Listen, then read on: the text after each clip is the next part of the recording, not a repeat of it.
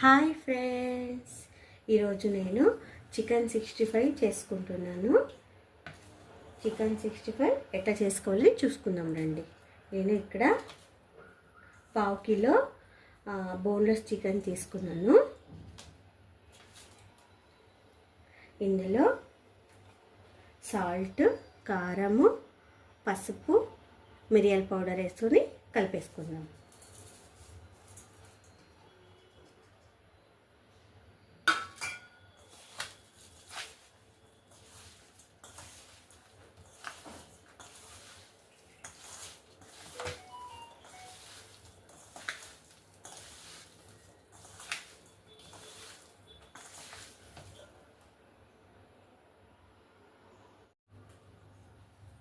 తర్వాత 1 spoon ginger garlic paste వేసేసుకొని ఇందులో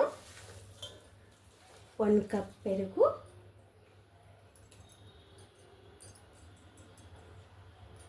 ఏమున్నా మేము చికెన్కి సరిపోవంత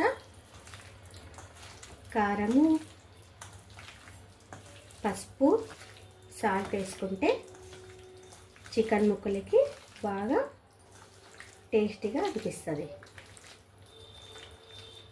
పెరుగు వేసుకున్న తర్వాత కార్న్ ఫ్లవర్ పిండి 1 కప్పు,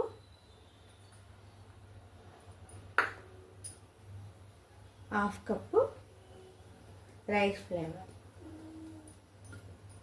మంచిగా కలిపేసుకున్నాం. బాగా కలిపేసి 1 అవర్ అట్లా పక్కన పెట్టేసుకుంటే ముక్కలకి పిండి బాగా అతుక్కుంటుంది.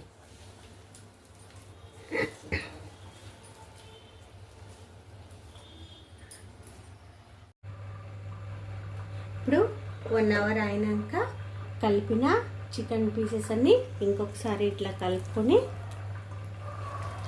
మొత్తం ఇట్లా కలిపేసుకొని నేను ముందుగానే కడాయి పెట్టేసుకుని నూనె వేసేసుకున్నాను. నూనె కూడా వేడి అయిపోయింది. అందులో ఒక్కొక్కటే ముక్కల్ని నూనెలో విడుచుకున్నాను.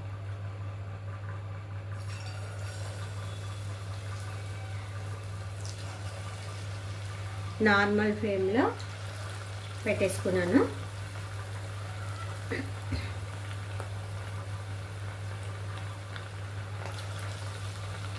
ఇలా ఒక్కొక్కటే ముక్కల్ని వేసేసుకొని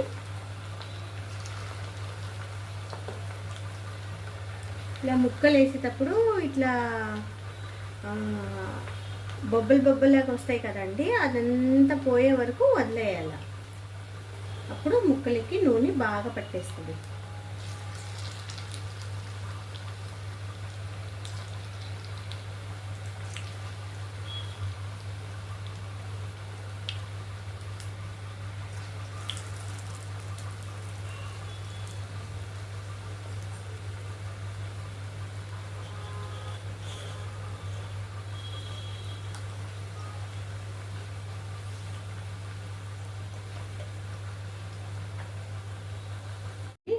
ఇంకొక వాయి వేసుకుందాం.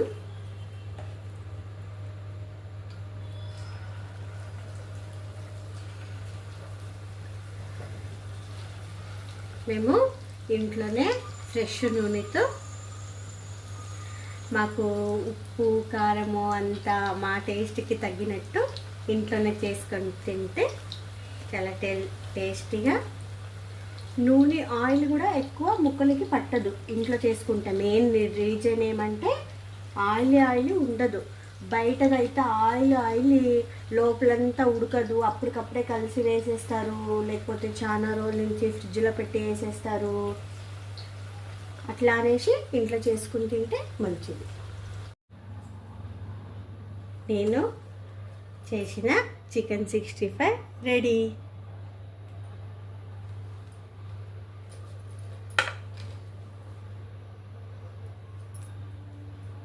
చూడండి, ముక్కల లోపల బాగా ఉడికిపోయినాయి.